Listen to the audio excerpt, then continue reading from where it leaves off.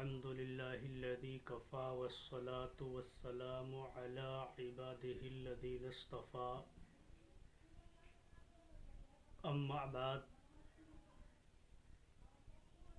أعوذ بالله من الشيطان الرجيم بسم الله الرحمن الرحيم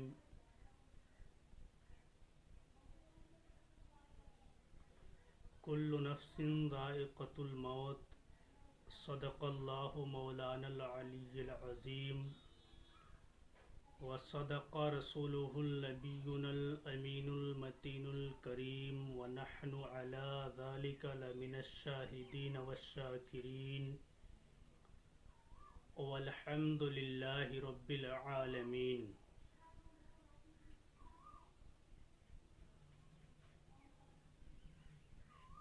ساتھ والوں نے یہیں چھوڑ دیا،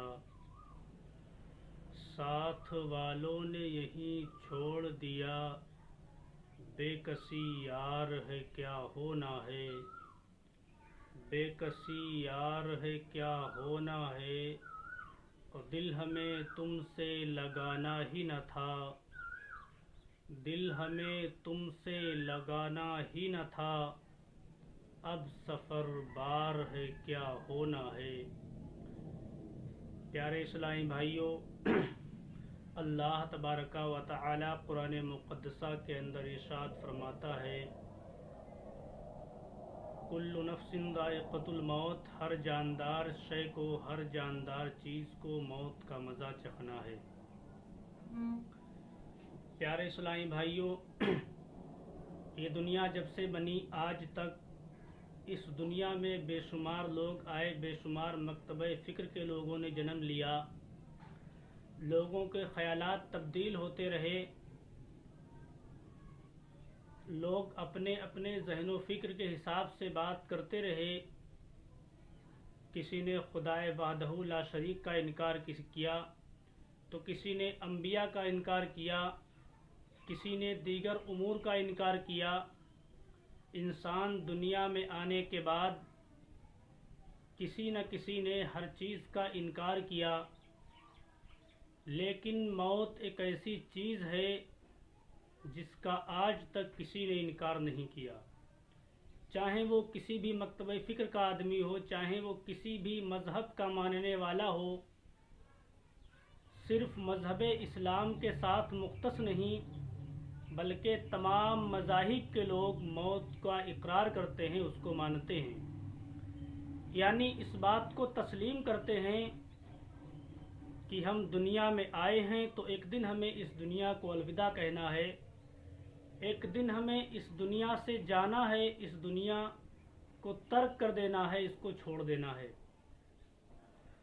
لیکن پیارے، ہم دنیا میں آئے، دنیا میں آنے کا ہمارا کوئی مقصد ہے، رب نے ہمیں اس دنیا میں بھیجا، ہماری تخلیق کا کوئی مقصد ہے، پروردگار عالم نے ہمیں ہماری زندگی کا مقصد بتا کر کے بھیجا۔ دنیا دارالعمل ہے، انسان اعمال کرے، اعمال کر کے اس کے بعد جب اس کی زندگی کا دن، زندگی کے ایام پورے ہو جائیں گے تب اس کو اس دنیا سے لبیک کہہ دینا ہے، اس دنیا سے الوداع کہہ دینا ہے، موت کو گلے لگا لینا ہے۔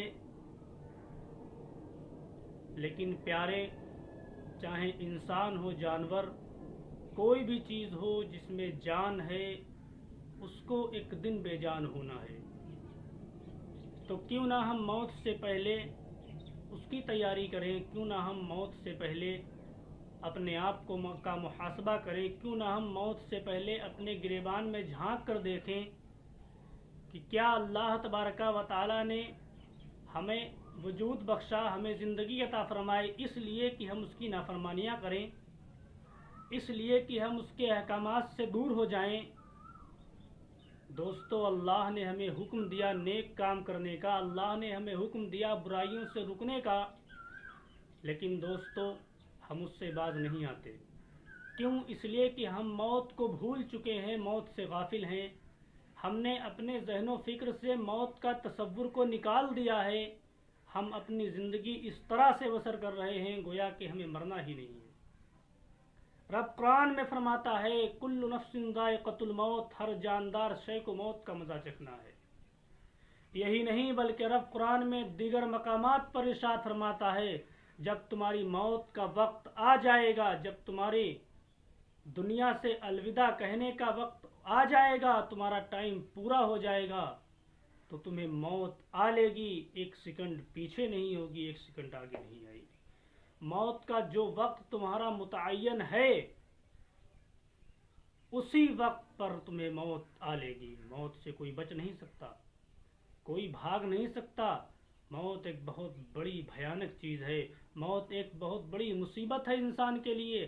اگر واقعی موت کے وقت کی ہونے کی پریشانیاں، موت کے وقت کی ہونے کی تکلیف کو ہم اندازہ کریں، اس کی تکلیف کو اپنے ذہن و فکر میں رکھیں، تو ہم دنیا کے غفلتوں سے دور ہو جائیں، اللہ کے نواہی سے دور ہو جائیں۔ جن چیزوں کا رب نے ہمیں حکم دیا اس کو کریں، جن چیزوں سے پروردگار عالم نے ہمیں روکا ہے، نہ کرنے کا حکم دیا، تو ہم اس سے باز ہو جائیں۔ کیوں؟ جبکہ ہم اپنے ذہن و فکر میں موت کا تصور لیں۔ اسی لیے نبی آخر الزماں صاحب الاولاق صلی اللہ تعالی علیہ وسلم ارشاد فرماتے ہیں، اے لوگو تم موت کو کثرت سے یاد کیا کرو، اس لیے کہ موت کا یاد کرنا یہ دنیا کی لذتوں کو چھوڑ دیتا ہے، دنیا کی لذتوں کو ختم کرتا ہے، دنیا کی خواہشات کو دل سے نکالتا ہے۔ ہمارے دماغ میں موت کی فکر ہو، ہمیں مرنا ہے، یہ ذہن ہمارے دماغ میں ہونا چاہیے۔ ہمارا ذہن یہ اس بات کی طرف مشغول ہونا چاہیے، ہمارا ذہن اس بات کی طرف مائل ہونا چاہیے کہ ہمیں یہ دنیا مسافر خانہ ہے، اس دنیا میں ہمیں مسافر کی طرح آئے ہیں اور مسافر کی طرح اس دنیا سے چھوڑ کر چلے جانا ہے۔ ہم سے پہلے نہ جانے کتنے اس دنیا میں آئے، اس بستی میں آئے اور آ کر کے اس بستی کو الوداع کہہ کے چلے گئے، اس بستی کو چھوڑ کر چلے گئے، لیکن ہم آئے، آج ہم بھی یہاں ہیں، کل ہم بھی نہیں ہوں گے۔ نہ جانے کتنے آئے کتنے چلے گئے، لیکن پیارے اسلامی بھائیوں، موت کے وقت کی تکلیف کتنی ہوتی ہے، اس کی مصیبت کتنی ہوتی ہے، اس کی پریشانی کتنی ہوتی ہے۔ تو دوستو غور کرو، صاحب روح البیان نے کتنا ہی بہتر ایک واقعہ نقل فرمایا۔ آپ فرماتے ہیں کہ حضرت دانیال علیہ السلام کا گزر ایک جنگل سے ہوتا ہے۔ اللہ اکبر! آپ اس جنگل سے گزرے، جنگل سے گزرنے میں آپ کو ایک ندا آئی کہ اے دانیال علیہ السلام ٹھہر جاؤ، رک جاؤ۔ حضرت دانیال علیہ السلام کو ندا آتی ہے، ٹھہرو، رک جاؤ، تم یہاں عجیب چیز دیکھو گے۔ حضرت دانیال علیہ السلام رک گئے، دائیں دیکھا، بائیں دیکھا، کچھ نظر نہ آیا، آگے دیکھا، پیچھے دیکھا، کوئی ندا کرنے والا نہیں ہے، آواز آتی ہے لیکن کوئی آواز دینے والا نہیں ہے۔ حضرت دانیال علیہ السلام ٹھہر گئے، رک گئے، پھر ندا آئی، اے دانیال سامنے دیکھو، ایک حسین و جمیل خوبصورت محل ہے، اس محل کے اندر داخل ہو جاؤ، تم وہاں عجیب چیز دیکھو گے۔ اللہ اکبر! حضرت دانیال علیہ السلام فرماتے ہیں وہ محل ہیرے جواہرات سے سجا ہوا خوبصورت حسین محل تھا۔ میں اس محل کے اندر داخل ہوا، کیا دیکھتا ہوں، ایک خوبصورت تخت پڑا ہوا ہے، وہ موتی اور ہیرے اور جواہرات سے سجا ہوا ہے۔ اللہ اکبر! ندا آئی، اے دانیال علیہ السلام اس تخت کے اوپر چڑھو، اس پر تم عجیب چیز دیکھو گے، ایک عجیب منظر دیکھو گے۔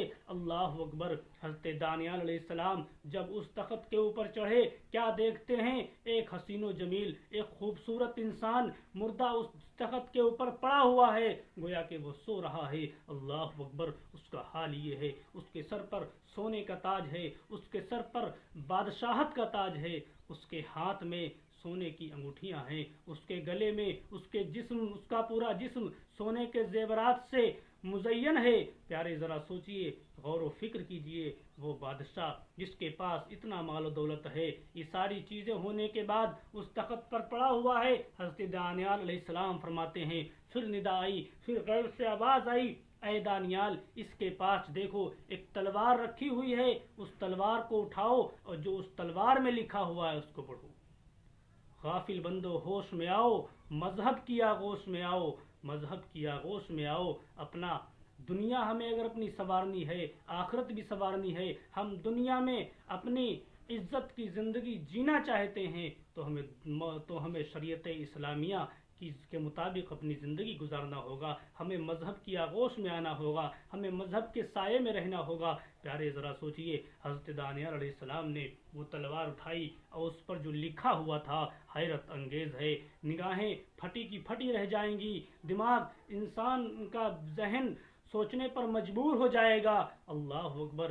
اگر پھر بھی ہمارا دل نرم نہ پڑے، پھر بھی ہم گناہوں سے باز نہ رہیں تو یہ اللہ تو ذرا سوچئے، تو غور کیجئے، ہم گناہ کی کس دہلیز پر پہنچ چکے ہیں، اللہ کی نافرمانی کے کس مقام تک ہم پہنچ چکے ہیں، کتنی برائیاں ہمارے اندر موجود ہیں۔ اللہ اکبر! ذرا ہم نے غور کیا، کیا ہم نے سوچا جب اس تلوار کو اٹھایا تو کیا دیکھتے ہیں کہ اس پر پڑھنا شروع کیا، اس پہ لکھا ہوا تھا یہ تلوار شمشان بن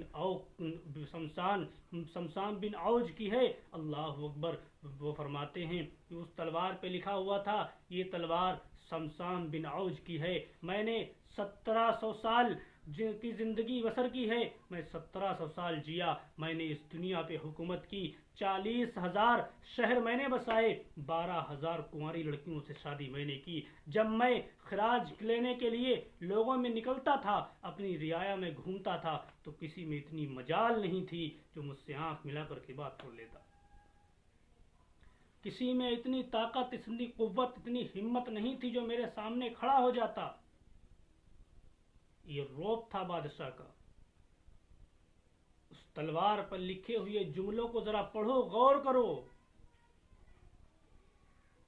کہ میں جب خراج لینے کے لیے نکلتا تو لوگوں میں اتنی ہمت نہیں ہوتی کہ مجھ سے نگاہیں ملا لیتے۔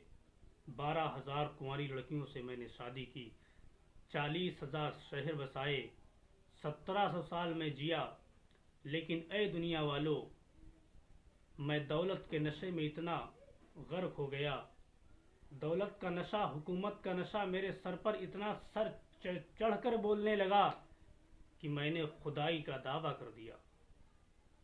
آج اس بے کسی اور بے بسی کی موت مر رہا ہوں میں اس جنگل کے اندر، ہزاروں سچے موتیوں کے بدلے ایک مٹھی جو کا طلبگار ہوں، کوئی مجھے ایک مٹھی جو دینے کے لیے تیار نہیں۔ اے دنیا والو، میری اس بے کسی بے بسی کی موت سے عبرت حاصل کرو، نصیحت حاصل کرو، اور یاد کرو کہ کتنے ہمارے اسلاف تھے، کتنے ہمارے اپنے تھے جو یہ دنیا چھوڑ کر چلے گئے، جو کل ہمارے ساتھ تھے آج نہیں ہیں، جو کل اس بستی میں رہتے تھے، اس دھرتی پر بستے تھے، آج وہ اس دنیا کو الوداع کہہ کے چلے گئے۔ وہ اس دنیا سے خالی ہاتھ گئے، خالی ہاتھ آئے تھے، خالی ہی ہاتھ اس دنیا کو چھوڑ دیا، اس دنیا کو چلے گئے۔ تلوار پر لکھے ہوئے جملوں کو ذرا غور کرو، ان پر اپنا ذہن لگاؤ کہ اے دنیا والو، آج اس بے کسی اور بے بسی کی موت سے میری عبرت حاصل کرو۔ اے میرے سنی صحیح العقیدہ مسلمانوں، ذرا سوچو تو صحیح، جب اس کی بادشاہت، اس کی سلطنت، اس کا مال و دولت، اس کے 40,000 بسائے ہوئے شہر، اس کی ہزاروں کی تعداد میں اولاد، اس کے 12,000 کنواری لڑکیوں سے شادیاں کرنا، یہ سارا جاہو جلال اس کو بچا نہ سکا موت سے، تو آج ہم کس بھول میں ہیں؟ ہم نے آج کہ کون سا جام پی لیا ہے کہ ہم موت سے غافل ہو چکے ہیں، ہم موت سے دور بھاگ چکے ہیں، ہم موت جیسی پریشانی اور موت جیسی بڑی مصیبت کی تیاری نہیں کرتے۔ دوستو، دنیا یہ دارالعمل ہے، دنیا میں ہم آپ آئے ہیں تو دنیا میں موت کی تیاری کریں، موت کی فکر کریں۔ نبی فرماتے ہیں، اے لوگو، موت کو کثرت سے یاد کرو، اس لیے کہ موت کا کثرت سے یاد کرنا دنیا کی لذتوں کو توڑ دیتا ہے، دنیا کی لذتوں کو ختم کر دیتا ہے۔ تو دوستو، ہم اپنے اعمال کا محاسبہ کریں، ہم اپنے نفس کا جائزہ لیں، اپنے گریبان میں جھانک کر دیکھیں کہ اللہ کے حکم سے کتنے دور ہو گئے، اللہ کے احکامات سے ہم نے کتنی دوری بنا لی ہے۔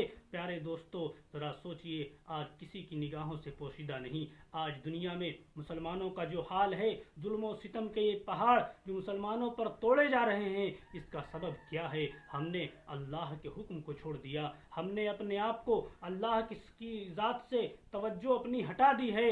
آج بھی اگر ہم عزت چاہتے ہیں، آج بھی ہم ذلت و رسوائی سے بچنا چاہتے ہیں، تو ہمیں اللہ کی طرف لو لگانا ہوگی، ہمیں اپنے آپ کو اللہ کی ذات کی طرف توجہ دینا ہوگی، ہمیں پروردگار عالم کی بارگاہ میں آ کر کے گریہ وزاری کرنا ہوگا، ہمیں رونا ہوگا، تو وہ استغفار کرنی ہوگی، اپنے گناہوں سے معافی طلب کرنی ہوگی۔ یقیناً اگر آج بھی ہم نہ سنبھلے، آج بھی ہم نہ سدھرے، آج بھی ہم نے اگر اپنے نفس کا محاسبہ نہ کیا، اپنے اعمال کا جائزہ نہ لیا، تو دوستو ہماری نسلیں تباہ ہو جائیں گی، ہماری نسلیں برباد ہو جائیں گی۔ کل وہ ہم سے پکڑ کر چیخ چیخ کر سوال کریں گی کہ اے ہمارے آباء و اجداد، تم نے ہمارے لیے کیا کیا؟ تم خود اپنی جانوں کو نہ بچا سکے۔ تو دوستو، آج وقت ہے، حالات ایسے آ چکے ہیں، اللہ رب العزت قوم مسلم پر رحم فرمائے، لیکن دوستو آج ظالم جو ظلم قوم مسلم پر پوری دنیا پر ظلم کے پہاڑ توڑ رہے ہیں، طرح طرح کے ظلم و ستم